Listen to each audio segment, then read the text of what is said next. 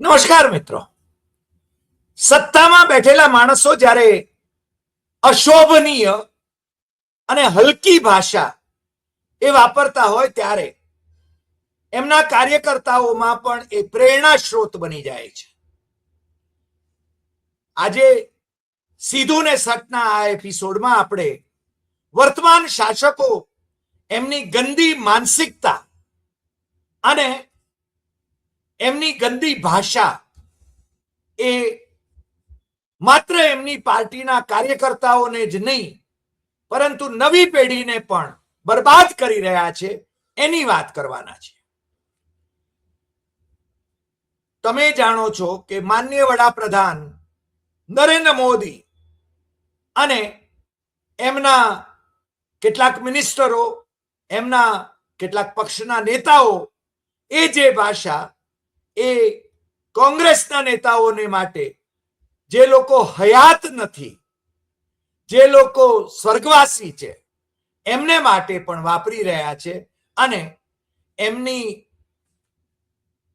જે વર્તમાન શાસકોની જે હરકતો છે એ હરકતો આયનામાં પોતાનું મોઢું જોવાને બદલે એ 1964માં સદગત થયેલા પ્રાઇમ મિનિસ્ટર જવાહરલાલ નહેરુ, એમના એડવીના સાથે શું સંબંધ હતા અને ઇન્દિરા ગાંધીના બીજા નેતાઓ સાથે શું સંબંધ હતા, આની વાતો જ્યારે લોકસભા જેવી પવિત્ર જગ્યાએ કરે, કોઈ વિકૃત લેખકોના વિકૃત પુસ્તકોનો ઉલ્લેખ કરીને કોઈ વિકૃત માણસો જે સંસદમાં બેઠા હોય એ વાત કરે, ત્યારે એનો પ્રતિકાર કરવાનું પણ કદાચ અશોભનીય લાગે. કારણ કે એમના સડેલા દિમાગમાં જે કંઈ પડ્યું છે એ આપણે સમજી શકીએ છીએ. તમે અત્યારે જે જોઈ રહ્યા છો એ પ્રાઇમ મિનિસ્ટર મોદી અને પ્રાઇમ મિનિસ્ટર મેલોની છે.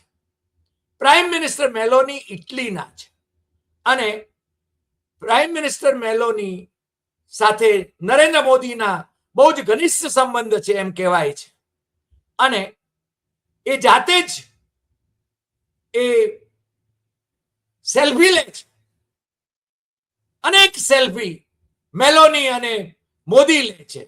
અને છેલ્લે તો એમણે હદ કરી છે કે ભારતમાંથી મેલોની માટે પાર્લે પ્રોડક્ટની મેલોડી, અહીંયા મોદી અને મેલોનીનું જાણે કે કંઈક જોડાણ હોય, સંધિ હોય, એ રીતે એક પ્રાઇમ મિનિસ્ટર બીજા પ્રાઇમ મિનિસ્ટરને આ રીતની ગિફ્ટ આપે છે અને એનો ફોટો પડાવે છે, સેલ્ફી લે છે, વિડીયો કરે છે. ત્યારે આ દેશમાં પ્રજાને શું મેસેજ જઈ રહ્યો છે એની એ ચિંતા કરતા નથી. આ જ પ્રાઇમ મિનિસ્ટર મોદી એમની સાથે જે મહાશય દેખાય છે એ નિશિકાંત દુબે છે. ભારતીય જનતા પાર્ટીના હલકામાં હલકી ભાષા લોકસભામાં વિપક્ષો માટે અને મહિલાઓ માટે વાપરનારા આ મહાશય, જે મોદીએ ક્યારેય એમને રોક્યા નથી, એ મોદી એ કઈ પ્રેરણા આપવા માંગે છે આ દેશના જેનજીને. હવે જેનજી સાથે સંધાન સાધવા માંગે છે. પરંતુ સોનિયા ગાંધી, ઇન્દિરા ગાંધી, નહેરુ, એમને બદનામ કરવા માટે લોકસભાના મંચ પરથી બેફામ વિકૃત નિવેદનો કરનાર નિશિકાંત દુબેને સ્પીકર ઓમ બિરલા પણ રોકતા નથી. જ્યારે સામે કોંગ્રેસના રાહુલ ગાંધી એમને અધિકારપૂર્વક લોકસભામાં વિપક્ષના નેતા તરીકે એમણે જે ભાષણ કરવાનું હોય એ ભાષણ કરવામાં પણ એ અવરોધો સર્જે છે. એ આખી દુનિયાએ લાઈવ જોયું છે. પણ આજકાલ મોદીની મુશ્કેલીઓ વધી ગઈ છે અને આપણે જોઈ શકીએ છીએ કે જે માણસ કાદવ ઉછાળે છે, મોદી પોતે પણ કાદવ ઉછાળનાર રહ્યા છે. મોદીએ સોનિયા ગાંધીને માટે, સોનિયા ગાંધી જેવી મહિલા માટે એમણે જે શબ્દ પ્રયોગો કર્યા હતા એ શબ્દ પ્રયોગો એ તમે જાણો છો કોંગ્રેસની વિધવા, આ શબ્દો એમને શોભે છે? આરએસએસની સંસ્કારિતા છે આ? આરએસએસના કોઈ લોકો મોદીને રોકી શકતા નથી, એ પણ આપણે જોઈ શકીએ છીએ. સ્ત્રીઓ માટે એ કેટલો આદર ધરાવે છે એ આમાંથી આપણને જોવા મળે છે. અને સામે સોનિયા ગાંધી હંમેશા ગ્રેસફુલ વ્યક્તિત્વ જાળવ્યું છે. સ્મૃતિ ઈરાની હોય કે પછી પેલી નટી કંગના હોય, એ બેફામ નિવેદનો આ વિપક્ષી મહિલાઓના સંદર્ભમાં જ્યારે કરે ત્યારે મને લાગે છે કે એક પ્રાઇમ મિનિસ્ટરને ન શોભે એવી વાત હોય અને સંસદ સભ્યને ન શોભે એવી વાત હોય, પણ જાણે કે આ ગલીની ભાષા થઈ ગઈ છે અને પ્રત્યેક ભારતીય માટે જાણે કે પ્રેરણા સ્ત્રોત નરેન્દ્ર મોદી, કંગના રનૌત, સ્મૃતિ ઈરાની, નિશિકાંત દુબે, એ લોકો જાણે કે પ્રેરણા સ્ત્રોત બની ગયા છે. તમને ખ્યાલ હશે કે સોનિયા ગાંધીના સંદર્ભમાં તો એમણે કહ્યું, મોદીએ શશી થરૂર જે કોંગ્રેસના લોકસભાના સભ્ય છે, તિરુવનંતપુરમના એ સભ્ય છે, ચૂંટાયેલા લોકસભાના સભ્ય છે, અને એમની બાજુમાં આ તસવીર તમે જોઈ શકો છો, એમના પત્ની સુનંદા છે. એ સુનંદાને માટે મોદીએ 50 કરોડની ગર્લફ્રેન્ડ એવા શબ્દ પ્રયોગ કર્યા હતા, એ તમે જાણો છો. મને લાગે છે કે એક પ્રાઇમ મિનિસ્ટરને આ સંસ્કારિતા શોભે કે? અને બીજું, આ અમેરિકાના પ્રેસિડેન્ટની પત્ની, બાઇડનની પત્ની ડોક્ટર બાઇડન, એમને મોદી હીરો આપે છે. મોદીને એટલું ભાન હોવું જોઈએ કે પશ્ચિમી દુનિયામાં હીરો એ જ્યારે પ્રપોઝ કરતા હોય, લગ્ન પ્રપોઝ કરતા હોય, ત્યારે કોઈ મહિલાને અપાતો હોય છે, પરંતુ સુરતના કોઈએ હીરો આપ્યો અને મોદી જાણે કે બાઇડન અને એમના પત્ની ફર્સ્ટ લેડીને ખુશ કરવા માટે એ હીરો આપે છે. મને લાગે છે કે આ અમેરિકી પ્રેસિડેન્ટ અને ફર્સ્ટ લેડીનું અપમાન છે અને મોદી પર એ લોકો હસતા હતા, એ વાત પણ છે ને બહુ સ્પષ્ટ છે, સ્પષ્ટ આપણને જોવા મળે છે.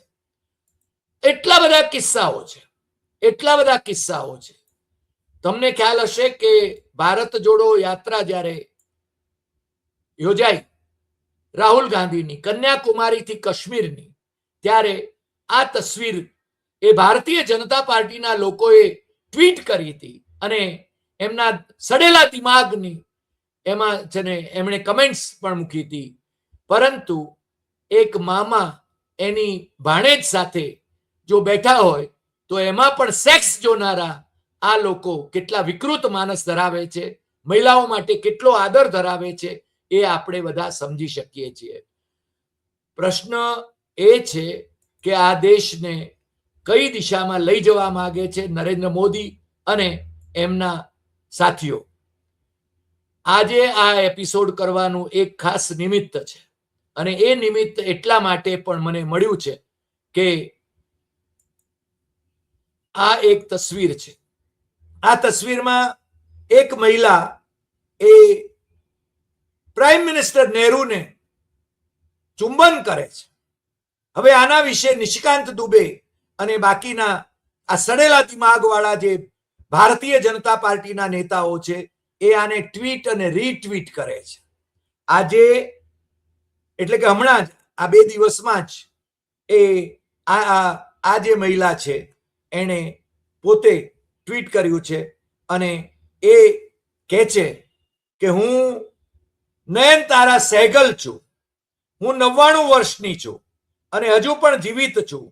હું એ જ મહિલા છું જેનો ફોટો બીજેપીના અમિત માલવિયાએ 15 નવેમ્બર 2017ના રોજ મારા મામા જવાહરલાલ નહેરુને બદનામ કરવા માટે ઉપયોગ કર્યો હતો. હું સ્વાતંત્ર્ય સેનાની રણજીત સીતારામ પંડિત અને વિજયલક્ષ્મી પંડિતની પુત્રી છું. મારી માતા વિજયલક્ષ્મી પંડિત જવાહરલાલ નહેરુની બેન હતી અને તમને ખ્યાલ હશે કે જવાહરલાલ નહેરુ એ એમના બેનને પણ જ્યારે ભેટતા હતા ત્યારે એના સંદર્ભમાં પણ આમણે આ સડેલા દિમાગોએ આ જ વાત લખી હતી. એમાં સેક્સ જોયું હતું કે નહેરુ કેવી રીતે મહિલાઓને આલિંગન આપે છે, અને નિશિકાંત દુબે એ આવી નિશિકાંત દુબે, અમિત માલવિયા, આ બધા જે પ્રાણીઓ છે, હું એમને પ્રાણીઓ પણ કહું કારણ કે પ્રાણીઓથી પણ બદતર છે એમ કહેવાનું મન થાય. એ ધારો કે ફિદલ કાસ્ત્રો કે બીજા નેતાઓ, વિશ્વ નેતાઓ જે નહેરુના સાથી હોય અને ઇન્દિરા ગાંધીને જે બેન, આવા નેતાઓ ઇન્દિરા ગાંધીને બેન કરીને એમને ભેટતા હોય તો એમાં પણ સેક્સ જોતા હોય, અને પાછા સેક્સના ભૂખાવડી ઇન્દિરા ગાંધી એવી કમેન્ટ નીચે લખતા હોય. એ નિશિકાંત દુબે એના પોતાના તરફ કેમ નથી જોતા? એ નિશિકાંત દુબે પોતાના સગા માસીની દીકરીને પરણ્યા છે, એટલે એમની બેનને પરણ્યા છે. એ વાત એ લોકો કદાચ જાણતા હોય કે ન હોય, પરંતુ આ પ્રકારની માનસિકતા અને આ પ્રકારના જે નિવેદનો, વિકૃત નિવેદનો, સેક્સ ના ભૂખાવડા પ્રાણીઓ હોય એ રીતના નિવેદનો એ સતત કરતા રહ્યા છે. અને એની તો લાંબી યાદી કરી શકાય. અને મોદી હંમેશા એમ કહે છે કે આ લોકો મને ગાળો દે છે. ગઈકાલે પુણેમાં તમને ખ્યાલ હશે કે પેલી ગાયિકાએ એણે જેને કહ્યું કે આ લોકો મને, હું સરકારને પ્રશ્નો કરતા કાબા ગાઉં છું ત્યારે મને આ લોકો ગાળો દે છે. રાહુલ ગાંધીએ કહ્યું કે આ લોકો મને પણ વર્ષોથી ગાળો દે છે, પણ હું સુધરવાનો નથી. કારણ સુધરવાનો નથી એટલે કે એ લોકોની પરવા નથી કરવાનો. રાહુલ ગાંધી પર કેટલા માછલા ધોયા, સોનિયા ગાંધી પર કેટલા માછલા ધોયા, પ્રિયંકા ગાંધી પર કેટલા માછલા ધોયા, પ્રિયંકા ગાંધીના હસબન્ડ વાડ્રા પર કેટલા માછલા ધોયા, પણ 12 વર્ષથી મોદી શાહની સરકાર સત્તામાં છે, છતાં એ એમને છૂટા કેમ ફરવા દે છે? આવો પ્રશ્ન પણ થાય. જો એ ભ્રષ્ટાચારી હોય, દુરાચારી હોય, તો એ જેલમાં એમનું સ્થાન કેમ નહીં? એ બાબત પણ છે ને આપણને સમજાવવું જોઈએ. પરંતુ આમની હલકી ભાષા, હલકી સંસ્કૃતિ, આ ભારતીય સંસ્કૃતિ નથી. ભારતીય સંસ્કૃતિ અને સંસ્કાર આ નથી જે મોદી અને એમના મળતિયાઓ જે વાપરી રહ્યા છે વિપક્ષના નેતાઓ અને મહિલાઓના સંદર્ભમાં. છેક 2018 થી રાહુલ ગાંધીને મોદી નામદાર કહીને સંબોધે છે.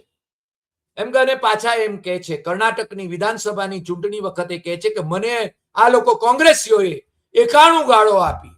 પ્રિયંકા ગાંધીએ એ જ વખતે કર્ણાટકમાં જ પ્રચાર કરતા કહ્યું હતું કે આ લોકો એમને કોઈકને રાખ્યો હશે, એક પાનામાં એમને આપેલી ગાળો એ આવી જાય, એ જો જે કહે છે. પરંતુ મારા ખાનદાનને, નહેરુ ગાંધી ખાનદાનને તો પુસ્તકોના પુસ્તકો ભરાય એટલી ગાળો આ લોકોએ આપી છે, અને છતાં અમે એની પરવા કરતા નથી. કારણ કે એ એમની પ્રકૃતિ છે. અને અત્યારે જ્યારે મોદી અને શાહ એ મોઢું સંતાડી રહ્યા છે, સંસદ ગૃહથી મોઢું સંતાડી રહ્યા છે, અત્યારે એમનો છે ને પોપ્યુલારિટીનો ગ્રાફ એ ડાઉન જઈ રહ્યો છે. રાહુલ ગાંધી લોકપ્રિય થઈ રહ્યા છે, જેનજીમાં લોકપ્રિય થઈ રહ્યા છે, એના હીરો તરીકે સાબિત થઈ રહ્યા છે. ત્યારે મોદીએ બધા મિનિસ્ટરોને સૂચના આપવી પડે છે કે તમે યુનિવર્સિટીઓમાં જાઓ અને જેનજી સાથે સંબંધ જોડો. મુખ્યમંત્રીઓને કહે છે કે તમે જેનજી સાથે સંવાદ કરો. એમની પાર્ટીના જે નવી ટીમ જે છે સંગઠનની, એને કહે છે કે તમે જેનજી સાથે સંબંધ જોડો. કેટલા ગભરાયેલા છે. મને લાગે છે સત્તા ગુમાવવાનો હવે એમને ડર લાગી રહ્યો છે. અને એટલે જ આ જે ગાળો દીધી છે એમણે, નામદાર રાહુલ ગાંધી એ ક્યારે, એ ભલે he is born with a silver spoon, એ પ્રાઇમ મિનિસ્ટરોના ઘરમાં જન્મ્યા છે, પરંતુ એ જ ઘરમાં 2 પ્રાઇમ મિનિસ્ટર શહીદી વોરી ચૂક્યા છે. એ વાત છે ને એ આ દેશની જનતા જાણે છે. પરંતુ આ જે લોકોની માનસિકતા વિકૃત છે, જે લોકોના દિમાગ સડેલા છે, એ લોકો એને એની ચિંતા નથી, એવું તો માનવું પડશે. તમે જુઓ, મમતા દીદીને માટે પણ એમણે કેવા ઉપવાસ કર્યા હતા. દીદી ઓ દીદી, દીદી ઓ દીદી, speed breaker Didi has lost her sleep. આ બધી વાતો જે કરી હતી એ આવી આવી ઘણી બધી વાતો, કેટલી વાતો, મેં તો આના સંદર્ભમાં એમની ગાળોની આખી એક યાદી બનાવી છે, પરંતુ મને લાગે છે કે આપણા આ એપિસોડમાં એ ગાળો આપણે છે ને ફરીને એનો ઉપયોગ કરવો એ મને લાગે છે આપણી કક્ષાથી પણ નીચે જવા સુધીનું જાય છે લાગે છે. અને આ નિશિકાંત દુબે જેવા માણસો જેમને મોદી પોષે છે, એમને સંસદમાં રાહુલ ગાંધીને માટે, પ્રિયંકા ગાંધી માટે, સોનિયા ગાંધી માટે, નહેરુ માટે, ઇન્દિરા ગાંધી માટે આ બીભત્સ શબ્દ પ્રયોગો કરવા માટે એ પ્રેરે છે, ત્યારે નરેન્દ્ર મોદીએ ખરેખર તો જો એમનામાં જરા પણ સંસ્કારિતા હોય તો એમણે just far and no further એવી સૂચના આપી દેવી જોઈએ. આ લોકો ફરીને દેશમાં ભાગલા પડાવવાની દિશામાં આગળ વધી રહ્યા હોય એવું લાગે છે.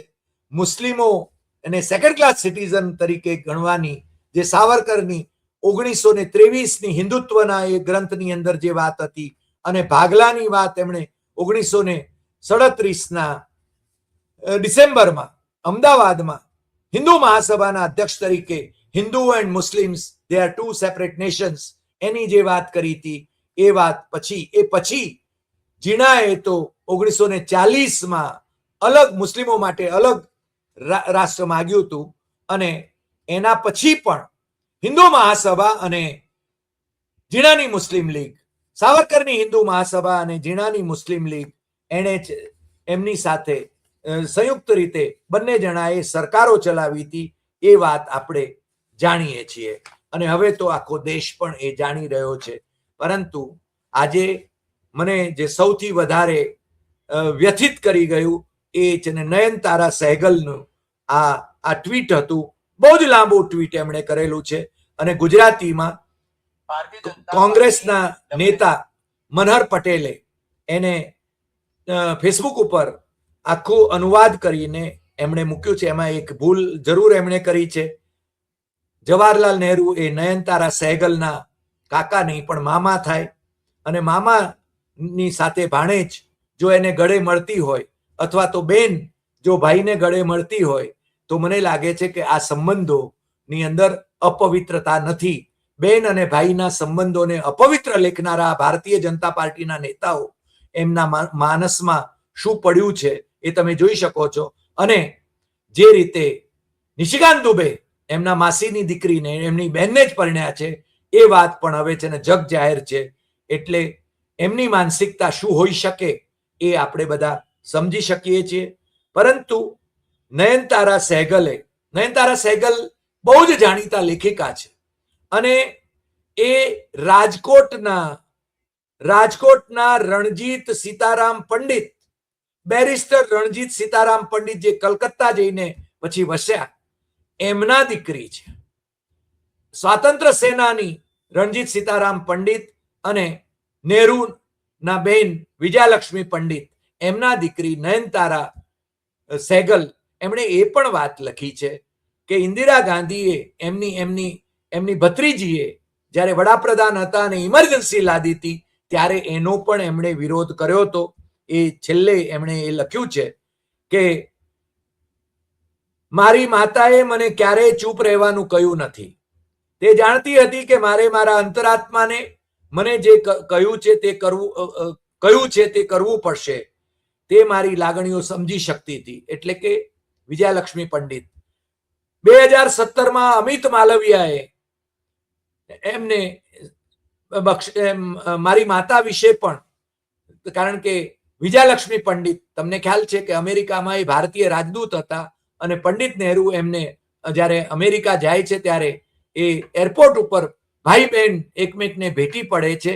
ભારતીય જનતા પાર્ટી વાળાઓએ અને અમિત માલવિયાએ અને આવા બધા વિકૃત માનસના લોકોએ એ ભાઈ બહેન ભેટે છે એ તસવીરને એમાં સેક્સ જોઈને નહેરુ સેક્સના ભૂખાવડા છે એવું બતાવવાની કોશિશ કરતી કમેન્ટ્સ એ વાયરલ કરી હતી.